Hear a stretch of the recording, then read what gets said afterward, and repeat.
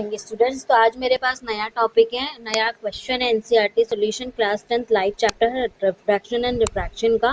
Question number 12 है, वो start करते हैं। An object is placed at a distance of 10 centimetre from a convex mirror, focal length 15 centimetre, find the nature and position of the image. आपके पास में एक object को आपने कहाँ प्लेस किया है? कॉन्वेक्स मिरर से प्लेस किया है 10 सेंटीमीटर डिस्टेंस पर। उसका फोकल लेंथ दे रखा है आपको 15 सेंटीमीटर। अब हमें पता है कि कॉन्वेक्स मिरर में हमारे पास दो ही इमेजेस बनती है। फर्स्ट इमेज तो बनती है आपका पी और आप मिरर के बीच में कहीं ऑब्जेक्ट रखते हो, और दूसरा अगर आप इनफाइनाइट पर ऑब्जेक्ट को रखते हो। ठीक है, तो सिंपल सा है। सबसे पहले अपन को इमेज डिस्टेंस निकालनी है, तो कॉन्वेक्स मिरर के लिए ऑब्जेक्ट डिस्टेंस हो गया u, नेगेटिव में लिया जाता है -10 सेंटीमीटर। फोकल लेंथ हो गया 15 centimetre. Image distance you have to find out, तो मिरर फॉर्मूला यूज करेंगे 1/f equals to 1/v plus 1/u।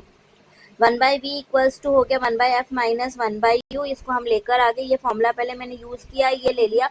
Focal length convex mirror के लिए पॉजिटिव होती है, ये हमें याद रखना है। फिर हमने यहाँ पर ये वैल्यूज पुट कर दी। वैल्यूज पुट करने के बाद में इसको सॉल्व किया, एलसीएम लिया, और कट करने के बाद आंसर जो आया मेरा v इक्वल्स टू 66 सेंटीमीटर आ गया। उसके बाद में मैग्निफिकेशन निकालना है। मैग्निफिकेशन क्या होता है? -v/u -6 अपॉन -10, तो 0.6, यानी कि मैग्निफिकेशन का वैल्यू क्या आ रहा है? पॉजिटिव आ रहा है। तो हमें ये पता लग गया कि मैग्निफिकेशन जब पॉजिटिव होता है तो हमें ये चीज समझ आ गई कि इमेज कैसा बनेगा? Virtual and erect. ठीक है, ये रियल नहीं बनेगी। और ये चीज समझ आ रही है कि इमेज डिस्टेंस की वैल्यू फोकल लेंथ से कम है। फोकल लेंथ का डिस्टेंस कितना है?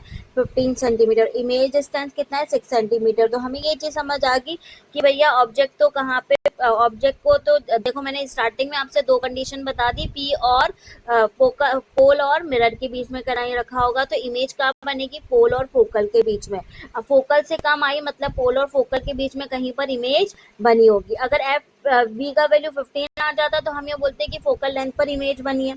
तो दो ही कंडीशन बनती है कि एक बनती है कि जब इन्फिनिटी पर रखते हैं तो इमेज कहाँ बनेगी? फोकल पर।